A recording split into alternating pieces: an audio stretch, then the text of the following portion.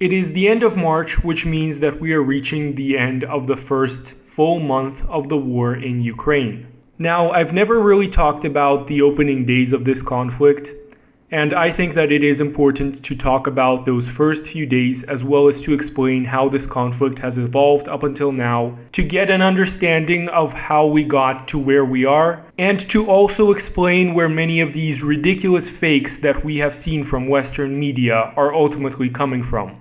It should also be noted that the current escalation, which began on February 24th, is merely a continuation of the conflict which began 8 years ago in 2014. But in this video, we are only covering the phase which is the hot war between Russia and Ukraine, and we are primarily discussing these events from a military perspective. So I would like to start with the opening days of the military operation in Ukraine. On the morning of February 24th, we received an announcement from Russian President Vladimir Putin that a special military operation is being launched with the goal of demilitarizing and denazifying all of Ukraine.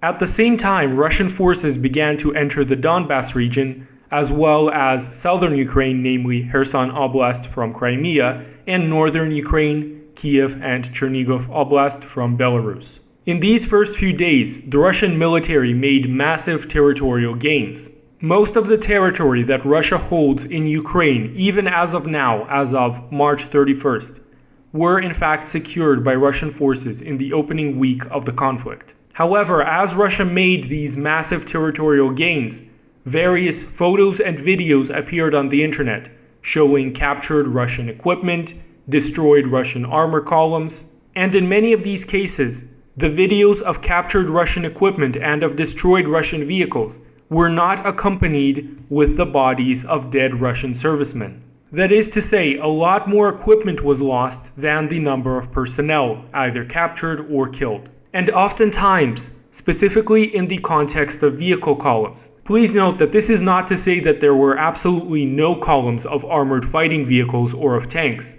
but that many of these columns were made up of unarmored vehicles, vehicles which were not meant to be on the front lines, such as transport trucks, MRAPs, and armored cars. From this, it can be presumed that many Russian losses in these first opening days of the conflict were largely the result of negligence and foolhardiness, as Russian forces attempted to maneuver through and around Ukrainian fortified positions without first conducting thorough reconnaissance and destroying said enemy positions. And even in cases where Russian forces succeeded in passing through Ukrainian cities and towns, often without the Ukrainian side firing even a single shot towards the Russian soldiers. The fact that no attempt was made by the Russians to clear up the rear of the battlefield, to set up provisional governments in these captured cities and towns, meant that Ukrainian authorities were then free to resecure these locations and to arm the local populace as well as to direct them to then fight against the Russian force. And this meant that the further Russia advanced into Ukraine, the more serious its problems with supplying the advancing force became. A popular theory, which I personally cannot verify as being true, holds that all of this is the result of a failed behind-the-doors agreement with various Ukrainian oligarchs and representatives of the political elite. Essentially, that there were various agreements with local leaders that Russian forces would not be harassed as they attempted to pass through Ukrainian territory, and that the towns and cities in question would not attempt to aid the main Ukrainian fighting force. It is held that because none of these agreements were ultimately honored by representatives of Ukraine's political elite, Russia was faced with this scenario where its forces had advanced expecting little to no resistance, but were ultimately met with and ambushed by significant Ukrainian fighting forces. On the 5th day of the conflict, the Russian Ministry of Defense made an announcement stating that almost 500 Russian soldiers had been killed in action. The exact figure was 498 soldiers, and this did not include the formations of the Lugansk and Donetsk People's Republics, which of course fought for the Russian side and were also faced with significant casualties. However, even as all of this happened, the losses of the Ukrainian side were much more severe than the losses faced by the Russians. The very first day of the conflict, saw Russia launch massive numbers of cruise missiles at various military targets all over Ukraine. The Ukrainian Air Force and Navy were, for all meaningful intents and purposes, completely destroyed on the very first day of the war. Ukrainian ground-based air defenses were heavily suppressed, and even though they would manage to shoot down a few Russian aircraft in the following days and weeks, for the most part, Russian planes, helicopters, and drones flew over Ukrainian territory unharassed. The fact that the Ukrainian military was suffering heavy losses and was retreating on many fronts can also be seen by the fact that Ukraine blew up many of its own bridges at this time. Without bridges, the crossing of Ukraine's vast number of various rivers becomes exponentially more difficult for both the Ukrainian side and the Russian side. Not to mention the fact that it makes it almost impossible for civilians to move around the country.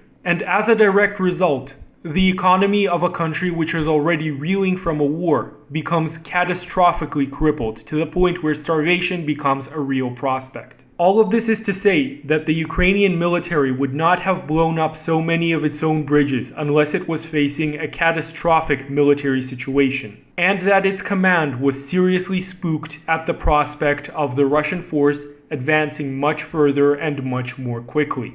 And not just for the duration of the conflict, but for many months afterwards, until all said bridges are fully rebuilt. One must also note the apparent policy of the Russian armed forces in these first few days to not release any combat footage, especially footage showing Ukrainian soldiers being killed, which of course correlates to not showing any footage of Ukrainian military equipment being destroyed.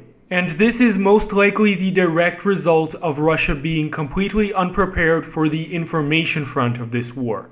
That is to say, even as Ukraine was losing the kinetic war on the ground, it was winning the war on the internet by posting various photos and videos of captured and destroyed Russian equipment. Unlike Ukrainian civilians, Russian soldiers do not have access to cell phones or any other public means of communication in the middle of combat operations. This is a regular practice in the Russian military, where devices such as cell phones are confiscated in order to prevent soldiers from either leaking sensitive information or from giving away their positions via open source communications. Which, for the record, is the definitive reason for why this storm of Western media articles claiming hundreds of Russian soldiers killed and dozens of Russian generals eliminated after their cell phones were being tracked by Ukrainian soldiers is utter hot shit and garbage.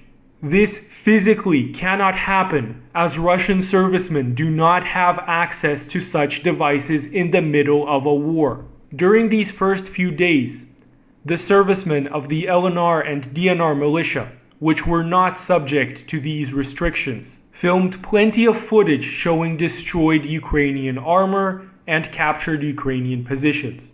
All of these were, of course, completely ignored by Western media, and as a direct result, we first got many reports in Western mainstream media, followed by many memes, talking about how the Russian military is ineffective, how it's suffering high casualties, while the Ukrainian military is suffering either very low casualties or no casualties at all. Although I will give credit to the Ukrainian side where credit is due, namely in that they managed to survive the first week of the conflict without suffering catastrophic losses in manpower and territory. They also managed to successfully organize what are called the Territorial Defense Forces, which are basically civilians mobilized to fight this war. The combat effectiveness of untrained civilians wielding light weapons without any heavy vehicles or equipment is very questionable. And Ukraine had to create this territorial defense force at the cost of handing out weapons to random people without even conducting so much as a passport check. Not to mention the fact that Ukrainian authorities released a number of convicts for prisons which were convicted of violent crimes, gave them weapons, and told them to fight the Russian military. And only a few days ago, said violent convicts proudly filmed themselves executing Russian POWs by shooting them in the legs and waiting for them to bleed out. after which the storm of sheer outrage that permeated Russian society, as well as the PR loss that Ukraine suffered before the entire world, did not end in a Ukrainian net gain. But at the time, some people predicted that many Ukrainian cities would fall victim to armed marauders and that the Ukrainian authorities would lose control over their own cities, which ultimately did not happen. Although there was more than one recorded instance of these untrained and often morally fanatic territorial defense forces executing various civilians after accusing them of being Russian saboteurs. And there was also more than one recorded instance of these territorial defense forces, for various reasons, attacking and killing uniformed Ukrainian soldiers. But despite all of this, it could be argued that these sacrifices were worth the military gains, as Ukraine gained hundreds of thousands of potential defenders for its various cities. And it became evident that the rapid offensive which Russia had in the first days would no longer continue. But again, contrary to the memes spread by Western media, this did not mean a Russian military defeat, as the Russian military shifted its strategy and things on the ground began to change. The Russian military was no longer making significant territorial gains and instead became focused on the systemic destruction of Ukraine's ability to fight this war. That is to say, the destruction of the Ukrainian military's supply lines and logistics. And that was when this conflict began to take the shape of a prolonged conflict, of a war of attrition. Because the destruction of any army's supply lines and logistics does not happen overnight. Because first of all, time is required to identify and destroy an enemy's main sources of supplies. And even more time is required for the fuel and ammunition which are already at the contact line to begin running out. In other words, some time is needed before an enemy cut off from ammunition and fuel begins to face a severe shortage of these materials. There is also the fact that various military equipment, from tanks to artillery pieces to radar equipment and aircraft, regularly breaks down and requires repair. And perhaps the most sure sign that Russia was now pursuing a strategy of attrition was a public briefing by Russian Major General and Ministry of Defense spokesperson Igor Konashenkov. The Russians have these daily briefings 2 times a day, stating that the Russian Air Force would now target and bomb various military factories, which were capable of manufacturing and repairing damaged Ukrainian military equipment, as well as calling upon the workers of these factories to stop coming to work to avoid being killed by Russian bombs. This is also when we started receiving reports every single day about various ammunition depots and fuel depots being destroyed all throughout Ukrainian territory. And I emphasize, we're not just talking about the areas and facilities which are close to the contact line.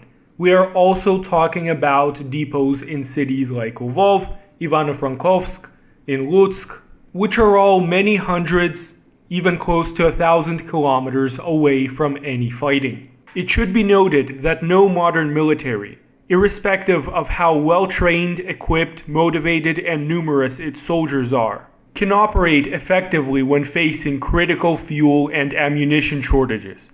And this is exactly what has been happening to the Ukrainian military over the last several weeks. By about week 3 of the conflict, Russia's air supremacy over Ukraine became absolute. If during the first and second weeks we occasionally saw a few Russian ground attack aircraft being destroyed by Ukrainian air defenses, then by the 3rd or 4th week of the conflict, virtually all ground-based air defense systems in Ukraine's arsenal were completely destroyed. Again, there may have been a few exceptions to this rule, a launcher here and a radar there, but without all of these systems being networked together and coordinated, they cannot realistically do anything.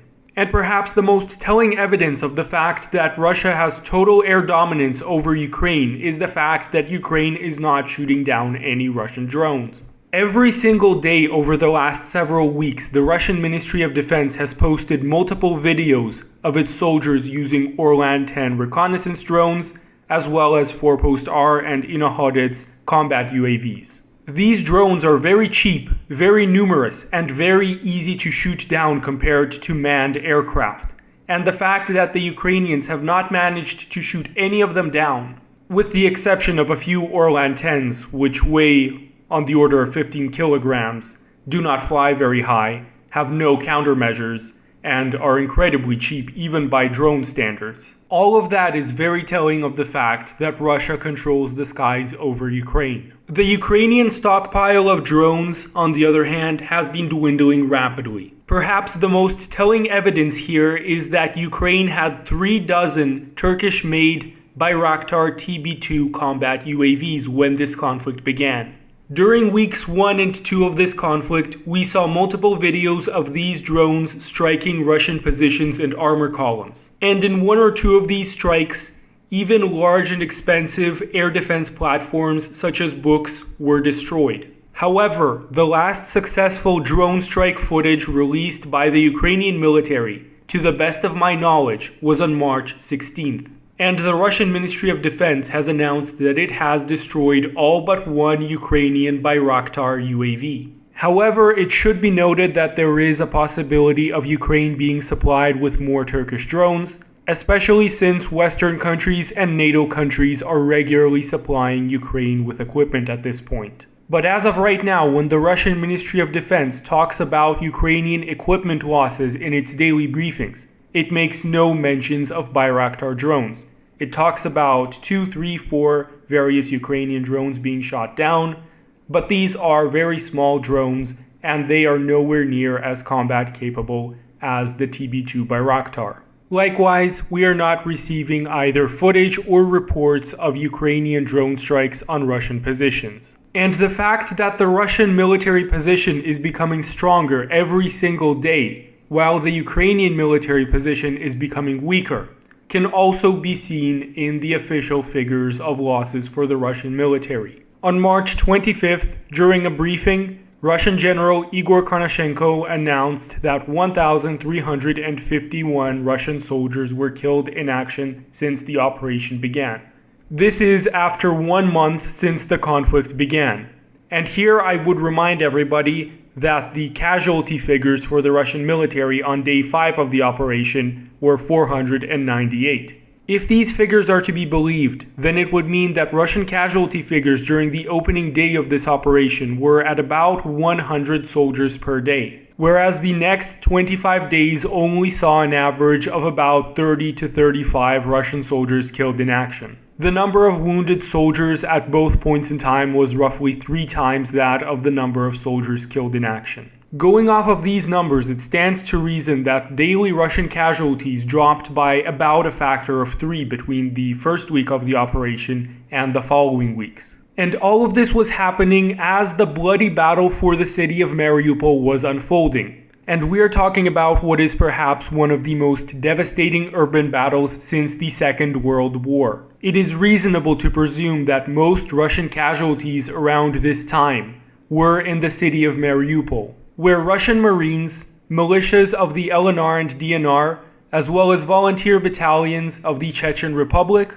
were and to this very hour still are fighting against what is, by various counts, anywhere between 10,000 to 20,000 Ukrainian military servicemen, as well as many Azov battalion fighters. The garrison in Mariupol is extremely well trained and by all accounts is more capable than the majority of the Ukrainian military. This is in large part due to the fact that the fighters of the Azov battalion, of which there are many thousands in Mariupol, know perfectly well that the Russian and pro-Russian forces will not show them any mercy if they are captured. The Battle of Mariupol is a very large topic and deserves a separate video, so I will not be covering it here in too much detail.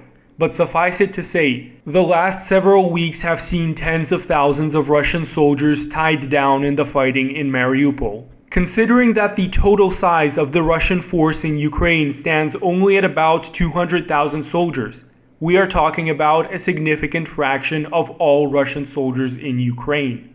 As of this very moment, the battle for Mariupol is approaching its inevitable end. The Azov battalion forces, as well as the forces of the Ukrainian military, are being picked out of the residential areas of the city building by building, city block by city block, and are being encircled within the Azovstal factory that lies on the city outskirts. Presumably, once all residential areas within Mariupol are cleared of Ukrainian forces, the Azovstal factory is going to be bombed to hell. At least that is what statements from various Russian military officials strongly suggest and are even openly stated. Russian military officials and spokespersons have pretty much openly stated that they will obliterate the surrounding area of the Azovstal complex in order to eliminate any Ukrainian fighters in that area and to bring a conclusive end to the battle for Mariupol. Whether that is exactly what will happen, we will have to see. But as of this point, it is blatantly clear that the defense of Mariupol is on its last legs. And as of the last several days, we are receiving clear signals that the next big battles will be in the Donbass region. This is where the majority of the Ukrainian army is and has been ever since this war began. According to various reports, anywhere between 60,000 to 100,000 Ukrainian soldiers are in the Donbass, defending fortified positions and defensive lines which have been meticulously constructed over the course of 8 years. That is to say, ever since the conflict in the Donbass began in 2014. Not only is the Ukrainian military force in the Donbass region the most numerically significant, it is also the better equipped and trained part of the Ukrainian military. This force has been effectively trapped in the Donbass since the first days of the conflict. While it has not been physically encircled,